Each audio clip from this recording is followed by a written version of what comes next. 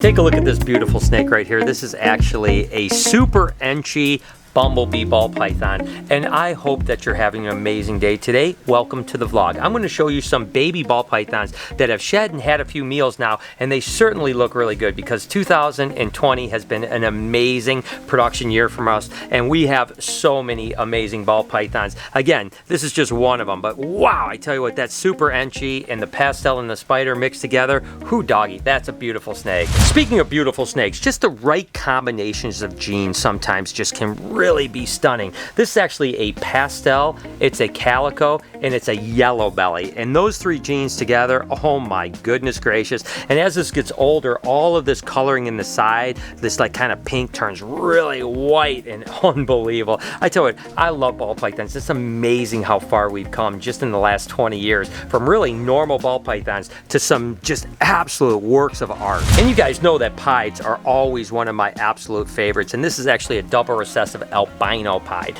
So that's right, it's an albino and it's a pied. And I tell you what, I love all mutations of pieds, but the albino pied is just cool. I guess because of the nostalgia of it, right? Because albinos and pieds were a couple of the first recessive mutations that were ever produced in the ball python world. So the fact that you can combine them together into such a stunning snake is pretty awesome. And speaking of a pretty amazing recessive mutation, this is actually a clown ball python here, but then it's actually paired up with an incomplete dominant, which of course is the enchy clown. And wow, I tell you what, look at the head pattern, the reduction of pattern, just that pop with that enchy coloration in it. That thing is a ripper. And you know that I produce a lot of banana stuff because banana stuff is ridiculous. And this is actually a really cool combination here. This is actually a banana, it's a chocolate, and it's a spinner. So it's a spider and it's a pinstripe. That is just a really cool, subtle, interesting looking snake. I love the softness of the pattern and the palette there. I just think it's absolutely incredible. And again, this was the kind of key component into the Barney ball python. The dad was actually a banana chocolate pinstripe. Then going from something that was kind of almost patternless looking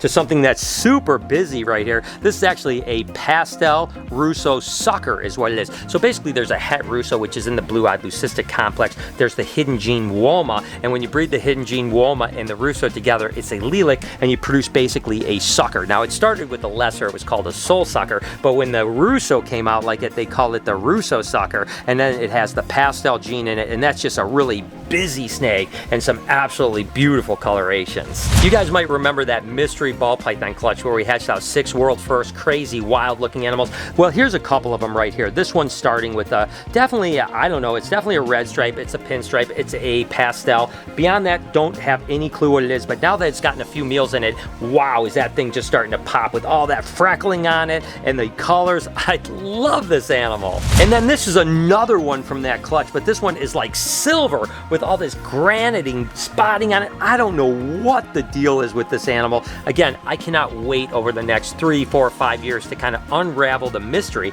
behind this genetics. I mean, what makes that animal look like that, or any of the 6 animals that were produced in that clutch? I have no idea, but wow, I was so excited about it. I can't wait. I'm going to raise them all up and breed them. Again, probably 2 years from now, we'll be able to breed some of the males to normals to really start to figure out what the genetics are behind it. But the future is going to be awesome no matter what it is. Another cool kind of speckly animal that we do know the genetics behind is actually this one here, which is a mahogany. It's a pinstripe and it's a specter. Now the specter is that lilac for super stripe, right? And then the mahogany is an incomplete dominant that has that really dark color that we produce a sumer that I'll show you guys in a little bit, that black snake right there. But for whatever reason, it causes a really speckly animal that is super cool. And again, we can breed this into some sort of yellow belly, maybe enchy yellow belly or something like that next year, and produce some super stripes that come from this genetics. Whoo doggy, that's going to be amazing. And speaking of allelic animals, there's actually the crystal ball python that is actually bred to a special. Well, this happens to be the super special. So the special part is bred to a Mojave and produces the crystal. This doesn't have any Mojave and it just has 2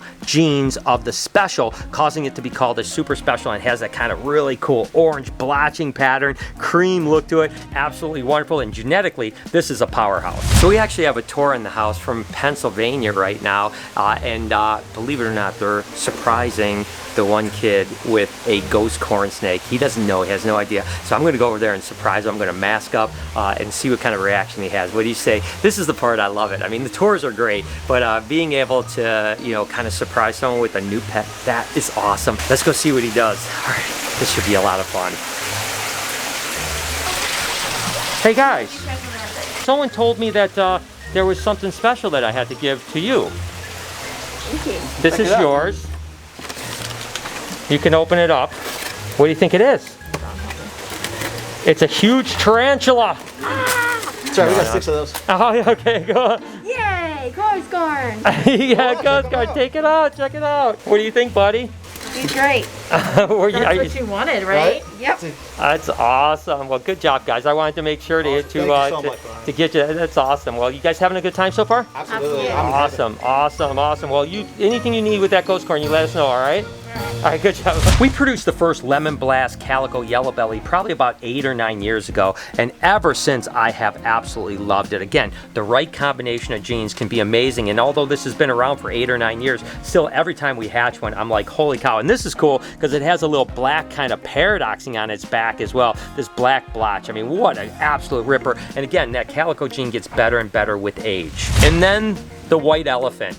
The Barney ball python. Again, not exactly the purple ball python I was expecting, but still a pretty darn awesome looking animal. This, of course, is the banana camo ball python, which is the super chocolate pinstripe. And I actually love the animal. I think it turned out really good. I love these purple stripes on it. Its head pattern is kind of interesting. Again, now that we can breed it into maybe black pastel or something like that, we can really produce something really crazy, maybe even mahogany. Who knows? This is the start of what's going to be a better ball python. Hopefully this one won't take me 5 or 6 years like the first one did. And then, like I mentioned earlier, this is the Suma ball python. It's absolutely incredible. Of course, this is the super mahogany ball python that's het for pied. Absolutely beautiful, wonderful, dark black snake. Not quite like Night Fury next door at the Reptarium, but still pretty iridescent and pretty amazing. This was one of my favorite ball pythons we've produced so far this year. This is actually a Killer Bee Mojave Calico. So again, it's a super pastel, it's a spider, then it's Mojave and Calico together. So soft, so absolutely beautiful. I mean, that is insane. Like I said, definitely in the top 3 or 4 animals we've produced so far this year, in my opinion. This is one of those kind of purpley animals that we produced earlier this year. This is actually a super pastel Cine lesser pinstripe. And that combination, for whatever reason, just has this kind of more silver, purpley look to it. Very little pattern on it. We had some that actually didn't have the pinstripe that had a lot more pattern to them, that were kind of purple lavender as well, which is really cool. But nevertheless, really cool. Again, putting the right combination of animals together can sometimes yield you things that you didn't think you were going to get, and this is definitely one of them. Genetic stripes were actually one of the early recessive mutations. Believe it or not, Bob Clark brought in the first albino ball python way back in the day, and with that snake, he brought in a genetic stripe. He didn't even want the genetic stripe. They made him buy it just as a part. He wanted the albino. Turns out that the genetic stripes were recessive, and for a while were more expensive than the albinos, believe it or not. So this is actually a super pastel genetic stripe. So again, it's the super version of pastel, but then the recessive genetic stripe, an absolutely wonderful looking snake. Back to bananas, and I like this combination. It's a pretty simple combination. It's just a champagne and it's a banana. So both super easy animals to produce, but it's just got a really cool color palette to it. I love the way that they came out. So we produced some banana champagnes as well that are even more kind of smooth looking and stuff like that. But I like the champagne kind of orange pattern coming through on this one. It's again a very simple combination, but one I really like a lot. And then we cut this clutch not too long ago. This is a super Cine black pastel lesser. So it's a Cine and a black pastel, the super version, and then it's a lesser ball python, making it that silver instead of jet black. And woo doggy, I tell you what, that is one ripper of an animal. I love this little monkey. There are some snakes that literally blow your mind. I mean, you look at them and you go like, that can't be a real snake. And this is one of them. This is that banana pastel Enchi Mojave clown. And oh my gosh, as it's putting some size on it, it is just getting more and more insane. This was definitely one of those snakes I was dreaming about, and wow, it is exceeding my expectations as it's getting some more size. That thing, I don't even know what to say. That is ridiculous. And you guys know I'm going to finish off the ball python segment of this vlog with the super lorry leopard ball pythons. We still have a male and 2 females. Unbelievable. They're doing great. They're eating. They're growing. They look absolutely fantastic, and unbelievable. I'm loving this, guys. So again, we have literally 1,000 baby ball pythons down here, so I just picked out a handful. So I could do this again sometime if you guys want, but I wanted to start the vlog with some absolutely gorgeous ball pythons. So what do you say we just push our problems aside, get right into the day, and have an amazing day together? The other day I had mentioned that I was in the snake massage room and that it was a room that just isn't being used right now, and you guys came up with some great ideas. I'm not gonna lie to you, there was a ton of ideas that really were like, that's awesome, that would be super cool. But at the same time, the one thing that stood out, and actually ironically enough, Lisa Tomsky, Jay's mom, was the first person to say it, but then tons of other people said it too, which was cool, is to turn this into a sloth exhibit.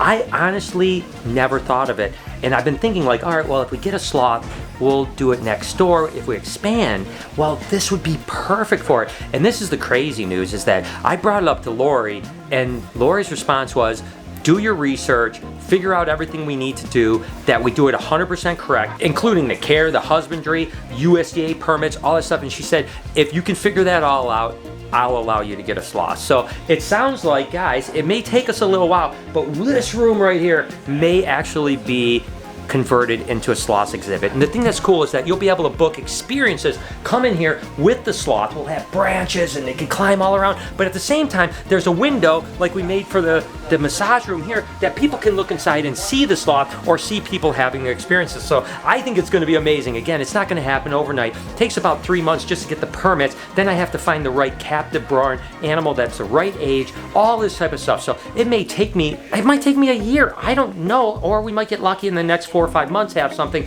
but it's pretty cool. I'm excited. This probably will turn into a sloth room at the Reptarium. So now you have something else to come see us for.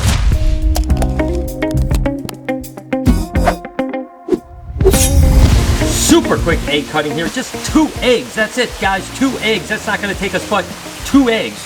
That makes sense. Regardless, this is a yellow belly bred to a banana fire spinner blast, so it could be some pretty cool animals. I like the combination there. You have like about 5 or 6 genes that are popping. It should make some really good stuff. Let's cut in these 2 eggs and just get it over with, all right? Let's hope we have 2 bangers. With only 2 eggs, I've got to really crush the odds right off the bat. Come on, come on, come on. Ooh, what the heck?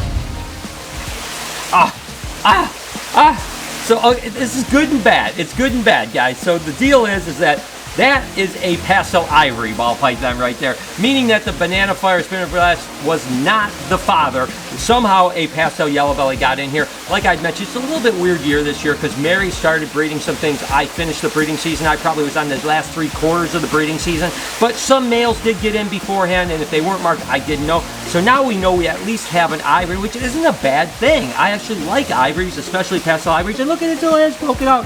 Oh my God, how absolutely adorable it is. That is unbelievably cute. So one more egg. Let's see if both eggs were fathered by the ivory or if maybe the fire banana spinner blast fathered one. Let's just go ahead and jump into it. So let's hope for either a white baby or a banger combination. Let's go. There's always surprises when you're cutting eggs and it looks like another white baby. Yay! Listen, I am not going to complain about that at all. 2 white babies are amazing. People love white baby snakes. I love white baby snakes, so I'm not going to complain, although I thought the pairing was a little different. We got 2 eggs. We crushed the odds with 2 baby white snakes. Hey, listen, I can't complain at all. Eat that, David Coverdale.